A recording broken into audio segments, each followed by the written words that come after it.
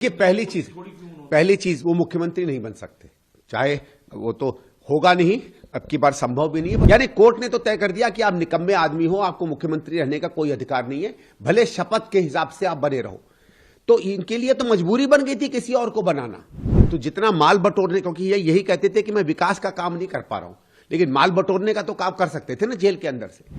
इन्होंने कहा था कि हर भ्रष्ट अधिकारी को जेल भेज देंगे, इन्होंने कहा कि कांग्रेस के नेताओं को जेल भेज देंगे।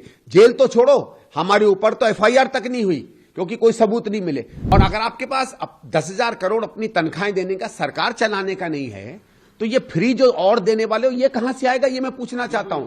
मैं चाय पिला नहीं पा रहा हूं आपको और समोसे खिलाने लगूं।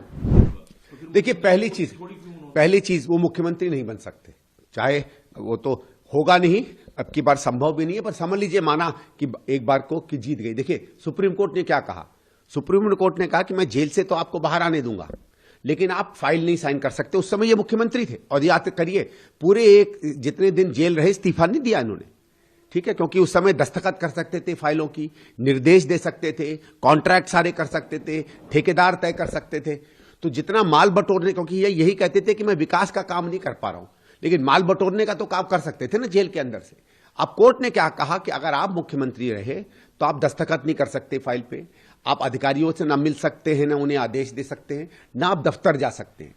यानी कोर्ट ने तो तय कर दिया कि आप निकम्मे आदमी हो, आपको मुख्यमंत्री रहने का कोई अधिकार नहीं है, भले शपथ के हिसाब से आप बने रहो। तो इनके लिए तो मजबूरी बन गई थी किसी और को बनाना। और ये बेल की कंडीशन आज भी है। अगर ये कल को मुख्यमंत्री बन जाते हैं और अगर इन्होंने अधिकारियों को बुला लिया या कोई दस्तखत साइन कर लिए तो बेल की कंडीशन टूट गई, और बेल की कंडीशन टूटते ही ये जेल जाएंगे। तो ये इनके लिए मुख्यमंत्री बनना संभव ही नहीं है। लेकिन कंट्राडिक्टरी है आपके बयान में, फिर वो इसलिए घोषणाएं कैसे कर रहे हैं अगर वो मुख्यमंत्री नहीं बनेंगे? नहीं, वो क्योंकि वो खुद मुख्यमंत्री नहीं ना, वो पार्टी के अध्यक्ष हैं, इसलिए वो घोषणा कर रहे हैं। और उनको घोषणा करने में क्या जाता है? 2.5 साल पहले पंजाब में भी तो घोषणा की थी कि महिलाओं को देंगे हर महीने, कहां दी भाई? इन्होंने घोषणा की थी कि जमुना जी साफ हो जाएगी, कहां हुई? इन्होंने कहा था दिल्ली में सरपट गाड़ियां दौड़ेंगी, कहां हुई? इन्होंने कहा था दिल्ली में हर आदमी को रोजगार मिल जाएगा, कहां हुआ?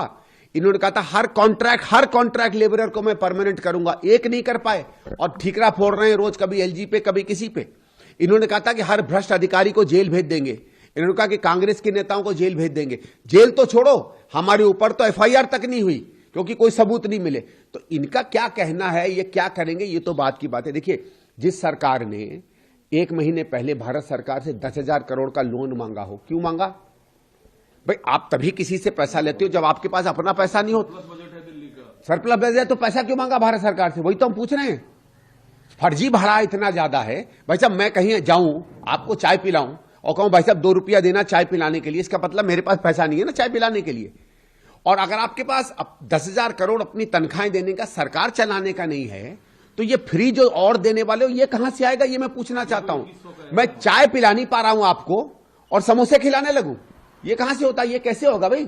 किस अर्थव्यवस्था में ये हो सकता है कि जो सरकार को 10,000 करोड़ चाहिए अपनी आज की सरकार चलाने के लिए, वो आगे में 40-40 हजार करोड़ लौटा। अगर आप ये वीडियो YouTube पर देख रहे हैं तो हमारे चैनल को सब्सक्राइब कर बेल आइकन दबाएं, और Facebook पर देख रहे हैं तो हमारे पेज को लाइक करें।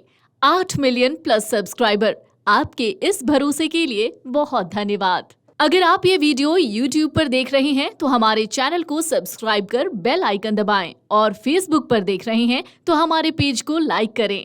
8 मिलियन प्लस सब्सक्राइबर, आपके इस भरोसे के लिए बहुत धन्यवाद।